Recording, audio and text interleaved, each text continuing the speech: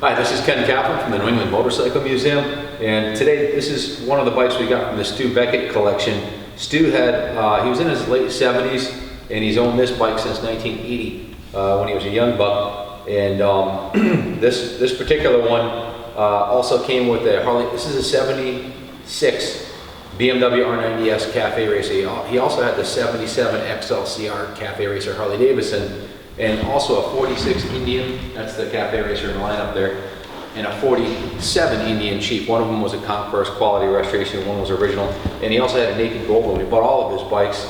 He's retiring. He had an airplane also, so he was kind of a unique individual, multi-millionaire, owned a huge estate in Glastonbury. This bike sat in his barn for, well, at least 10 years since it's been started. Right before he parked it, he put these brand new Michelins on it, and you can see they still actually have the nubs on them. I don't think he rode it more than 10 miles with these tires, so it has brand new Michelins on it before he parked it. Kind of interesting story. He put this giant Vetter windshield on it, which we have. I'll show it to you. And took the stock windshield off, and he took the stock seat off when the bike was new. And he actually had two other seats. He had the regular R90 seat, which is a much fatter seat. Then he had this massive King Queen monstrosity seat that also he had for it. But this original seat came off the bike when the bike was new, and it is in impeccable condition. There's no scratches, it looks like an NOS seat. Truly a remarkable condition. And if you look at the bottom side of it, you'll let's see if I can get it open here. Well, if I could get it open, I'd show it to you. The bottom of the seat is just as nice as the top of the seat. I'm not quite sure how to open it, but we had it open, and the paint on the bottom of the seat's absolutely impeccable. The rack is in great condition. The BMW logo on the back. This sat in his basement on a shelf, high and dry, for a long time, probably 30 years. So we put it back on because it's the original seat. We put the original fairing back on it, and the bike's going to need a little bit of work.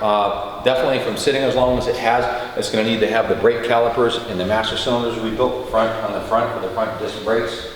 It's drum in the rear, so that's not going to be an issue on the rear. And it doesn't need tires because they're brand new. But the bike is going to need to have the top end redone, both sides, because it's been sitting for 10 years. So we took the spark plugs off and looked inside there, and it's a little bit rusty. So we didn't want to start it up and wreck the top end. So it needs to be dismantled. Our mechanic said it would be best to pull the top end off and clean up the pistons, hone the cylinders, rebuild the carburetors, and then you got yourself a kick-ass R90S. I don't know if you've been paying attention to the NADA values of these, but they're going through the roof. This particular bike is a 76 R90S, and it has an NADA #1 value of $13,075. So the #4 value, which is basically a pile of parts, is $28,665. So whatever it sells for, there's going to be a lot of room in between what you pay for it and the #1 value to make it yours and go through it and have the top end cleaned up and change all the fluids, put a new battery in it. It's missing a couple parts. Stu was getting up in years and had a big estate, and he wasn't sure where they were. Maybe he'll find them at some point, but I'm selling it without the side covers, or the tool kit that came with it, or the tool tray. Those are missing. Other than that, and the front blinkers, those are missing also. The blinker stalks are there, but the blinkers are missing. The tack and speedo are in good shape. The BMW clock appears to be in functioning condition. The grips, I think, are the original grips. They're kind of funky looking. Probably want to put some new grips on there too, and a couple of mirrors. But I think the exhaust on this is the original exhaust. I'm not positive. You'd have to, check for yourself. But definitely a bike with a lot of potential. I have the title to it also. So it's a titled motorcycle. So there's no issues dealing with motor vehicle. They're kind of a low production bike. Also, they made it for 4 years, and they averaged about 4,000 a year. There are a total of 17,465 of these in existence. So there's not that many of them around. This bike is original. This is the 1976 model, and it's called a smoke black and silver two-tone with gold pinstripe or gold stripes, kind of like an airbrush gold stripe. So it's a two-tone paint job, and this is the original paint on the bike. It's a 5-speed shaft drive, and Has dual discs on the front, drum in the rear. It only weighs 473 pounds, so it's pretty light. We'll do a 13.3 second quarter mile and was good for 125 miles per hour. On pure performance, for a rider with a long distance to travel on straight roads and twisty ones, there was nothing on two wheels that would prove faster and more comfortable than this uniquely well-equipped flat twin BMW R90S. The S model was given a higher compression ratio, 9.5 to 1, against the 9.91 of the R96, and breathed in the larger, big 38mm Delorto carbs with accelerator pumps. Maximum power was 67 horsepower at 7,000 RPM, an increase of 7 horsepower over the standard model. The R90S had a larger fuel tank and a second front disc brake. The extra power gave the S model a worthwhile boost at high revs without hindering either its torquey mid-range response or its smoothness at most engine speeds. Better still, the fairing meant the engine's performance could be fully exploited by the rider, who was free out of the wind blast generated by every rival superbike. Other manufacturers would soon follow BMW's lead, but for the moment, in 1976, this fairing put the R90S in a class of its own. It was the only production superbike to come with a fairing. Handling was good too. The twin disc front brake system was reliable, and BMWs had never been cheap, and the R90S, with its all-inclusive specification, was no exception to this rule. In many markets, it was more than twice the price of Honda's CB750. This ensured the R90S would be ridden only by a select band of riders. Although the bike was a success, they actually sold more of the 90/5, so this is a rare model. The riders fortunate enough to cover serious distance on the R90S knew that it was a very special motorcycle. If what you needed was a speed and handling ability and comfort, the R90S delivers in style. Oh, and sometimes it was the quickest superbike around a racetrack too. BMW ace Greg Craigmore's victory. He won the 1976 U.S. Superbike Championship. Believe it or not, the U.S. Superbike Championship was won in this exact model from BMW. So it beat all the Japanese four-cylinder bikes in 1976. It was a sport bike produced by BMW from 73 to 76 and is considered by many to be the first superbike and the first such machine from BMW. So that was right up from, I believe, Cycle News or Cycle World.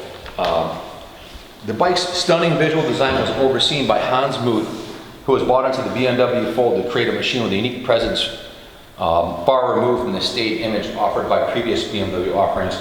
And Hans also was the one who designed the now sought-after, well-built but more conservative R90S, which is a model that's bringing big money now. So in closing, BMW R90S machines were the original 1970s superbike and should be considered in the same league as other similar high-performance bikes from earlier years, such as the Bro Superior SS100 and the Vincent D-Series Black Shadows in terms of quality, exclusivity, technological advances, overall performance levels, cost, and impact on the riding community at the time of release.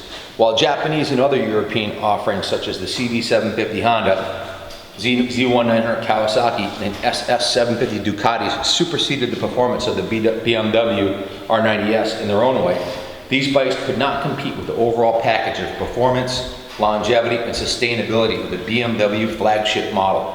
The title of the first superbike of the post-70 era must rest with the BMW R90S. Also, that was sealed with their championship, the 1976 AMA Superbike. So, fantastic bike. Those are a couple write-ups I read about it. Gorgeous styling, BMW reliability, easily rebuilt. Buy this one for a low investment price. Rebuild the engine yourself. You'll know exactly what's into it, and you got yourself a world-class bike, a world-class investment, as they said in the magazine there, in the class of the Vincent Black Shadow. One of the most collectible BMWs from the 70s, if not the most collectible BMW from the 70s. Rare model. All the proceeds are going to the New England Motorcycle Museum Construction. If you have any questions, call me at 860-454-7024. We're here 6 days a week. I have a couple things I want to show you. These saddlebags right here are the BMW R90S manufacturer's saddlebags that are going to be sold separately on another auction that'll end right after the bike ends. So if you want to buy the saddlebags, I have the mounting kits for them. And here's the saddle that he had used on it. This is the, in beautiful shape, BMW R90 saddle. This is going to be sold separately. It's got a little beauty mark in the back right here. I think there was a badge or something that, actually no, it's where the handle goes through the back, so that's not actually, that's a factory hole. And also, I've got a Windjammer SS fairing. If you want to set one of these up for cross country, this will fit on any of the BMW R900s from that era. And we have all the brackets that go with it. So I have the fairing, saddlebags, and seat that were on the bike at one point that are going to be sold separately. So if you want to have someone take a look at the bike, if you want to come look at it yourself, we're here 6 days a week. Great starting point for a world-class vintage bike that's a rock-solid investment, so you can't go wrong, really. So with that, I'll see if I can pull it off the center stand here. Maybe not. It's kind of heavy. So I'll roll it back into the showroom, and good luck bidding on the bike, and God bless.